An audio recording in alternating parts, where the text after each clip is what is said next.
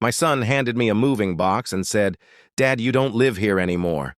I stood in the kitchen I built with my own hands 30 years ago, and I couldn't breathe. My name is Frank Coyle. I'm 63 years old. I spent my whole life as a carpenter outside Columbus, Ohio. Every board in that house, every cabinet, every stair, I built it after my wife, Carol, passed away from cancer when our son, Danny, was only 9. I raised him alone after that. I worked double shifts for years. I never remarried because I didn't want another woman raising my boy. Danny was my whole world, the only thing that made the empty side of the bed bearable. Now he was 38, married to a woman named Rachel, and standing in my own living room telling me I needed to leave. "It's not permanent, Dad," he said, not quite looking at me. "Rachel thinks it's better if you stay at Willowbrook for a while. Just to get you settled somewhere, easier." Willowbrook was an assisted living facility. I wasn't sick. I wasn't confused. I still climbed ladders and fixed roofs for half the county, and I still remembered every one of my grandkids' birthdays better than Danny did. "I don't need a nursing home, Danny," I said. "I need my house." Rachel walked in then, arms crossed, and said the words that cracked something inside my chest. "Frank, we've already talked to a lawyer. This house should have been in Danny's name years ago. It'll be easier for everyone if you just sign it over now, while you're still capable. Still capable. Like I was already halfway gone. Like I was a problem with a deadline." I looked at my son, waiting for him to defend me. Waiting for him to say, "Rachel, that's my father, not something to manage." He said nothing. He just stared at the floor like a boy who'd broken a window and didn't know how to admit it. That silence told me everything I needed to know. I thought about the nights I sat by his bed when fevers ran so high. I nearly drove him to the ER at 3 a.m., I thought. About missing my own brother's funeral because Danny had a baseball game and no one else could take him. I thought about every sacrifice, every overtime shift, every dollar I never spent on myself. And now in the house I built with these hands, my own son was letting his wife throw me out like old furniture nobody wanted anymore. "Give me a week," I told them. "I'll be out in a week." Danny finally looked up, relief washing over his face like I'd just solved his problem for him. "Thanks, Dad, this is really the right choice." I smiled at him, a smile he completely mistook for peace. But what Danny didn't know was this. The house wasn't just mine on paper. It was fully paid off, no mortgage, nothing owed to anyone. And I had already made one quiet phone call before he ever said a word to me that morning. A call to a real estate agent. Because if my son wanted me gone that badly, I was going to make sure he never got what he was really after. The week went by fast. I packed 30 years of memories into cardboard boxes while Danny and Rachel started measuring rooms for a nursery down the hall from mine. Rachel was 6 months pregnant. That explained a lot of things I hadn't wanted to see before. I didn't tell them about the real estate agent. Her name was Diane Marsh, and she'd already sold 3 houses on my street that year. I told her I wanted a quiet sale, no sign in the yard, no open houses, no neighbors talking, just a clean, quick deal to a serious buyer who could close fast. She found one in 4 days. A young couple named the Ortegas, relocating for a hospital job across town. Cash offer, no contingencies. Closing in 3 weeks. On moving day, I didn't go to Willowbrook. I rented a small apartment across town, month to month, close enough to my old job sites that I could still work whenever someone needed a roof fixed or a porch rebuilt. I told Danny I was staying with a friend for now and needed time to think things over about the house. He didn't push back. He was too busy picking out paint colors for a nursery in a house that wasn't his yet and would never be. 2 weeks later, my phone rang. It was Danny, and his voice was shaking in a way I hadn't heard since he was a boy. "Dad, there are people in the backyard. They said they bought the house." "What is going on?"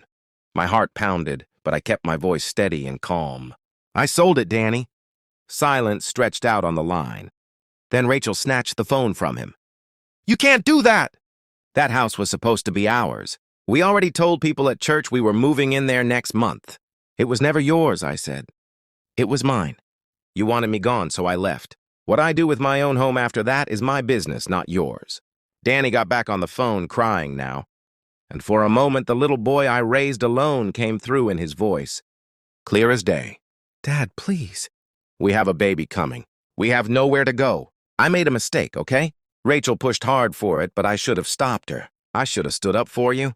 I'm so sorry. I wanted to believe him.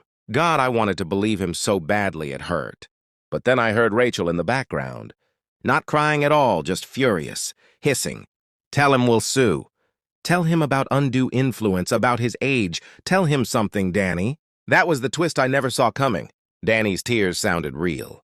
But behind him, Rachel was already building a legal case against his own father, timing her pregnancy announcement, quietly planning the whole takeover for months, maybe since the very day she married him.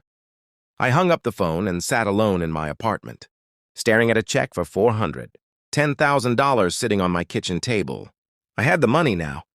I had my freedom. But I didn't have my son back, and I honestly didn't know if I ever would again. Then, 3 days later, a letter arrived. Not from a lawyer. From Danny himself, handwritten in his familiar messy script. The first line stopped me cold. Dad, I need to tell you something Rachel doesn't know I found out. I unfolded the letter with hands that weren't quite steady. Danny's handwriting filled 2 full pages, front and back. Dad, I need to tell you something Rachel doesn't know I found out. 2 months ago, before any of this happened, I found old bank statements in her desk. Statements from an account I never knew existed. She's been putting money away for years. Dad, money from her paycheck that never touched our joint account.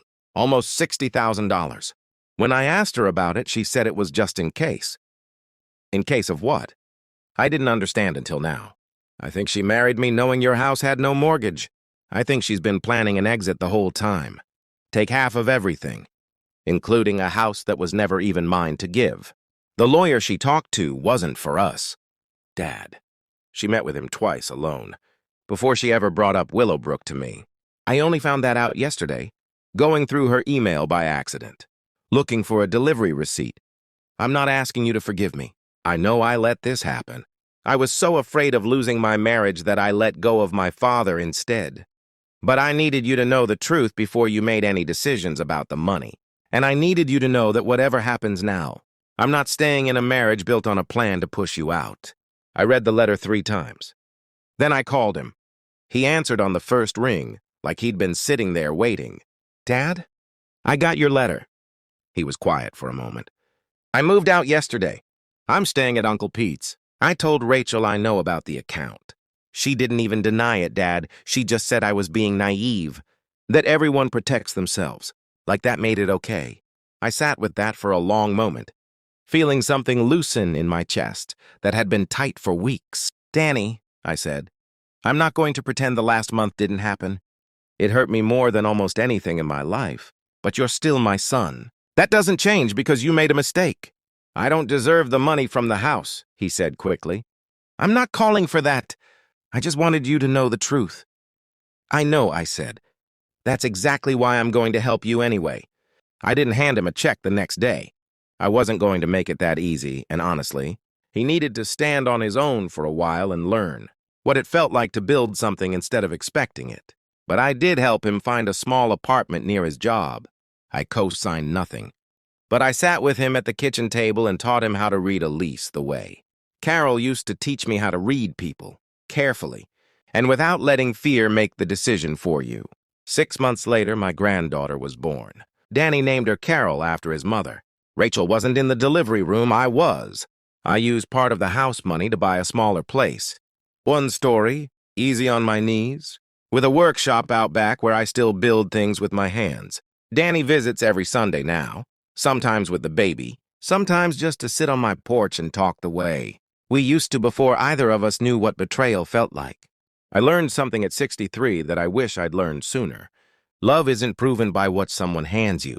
It's proven by what they're willing to lose to make things right. My son lost his marriage, his pride, and his easy path forward.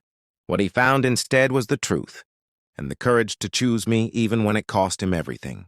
That's worth more than any house I ever built. Sometimes I sit on my new porch in the evening, tools still warm from the workshop, and I think about how close I came to losing everything that actually mattered. Not the house, not the money, my son. If I hadn't picked up that phone and made that first call, I might have quietly disappeared into Willowbrook, forgotten while someone else lived in the walls I built. Instead, I found out that it's never too late to stand up for yourself. and that sometimes the people who hurt us the most are the ones who end up finding their way back if we leave the door open long enough for them to walk through it. If this story touched you, don't forget to like this video and subscribe to the channel. There are so many more real stories like mine waiting to be told.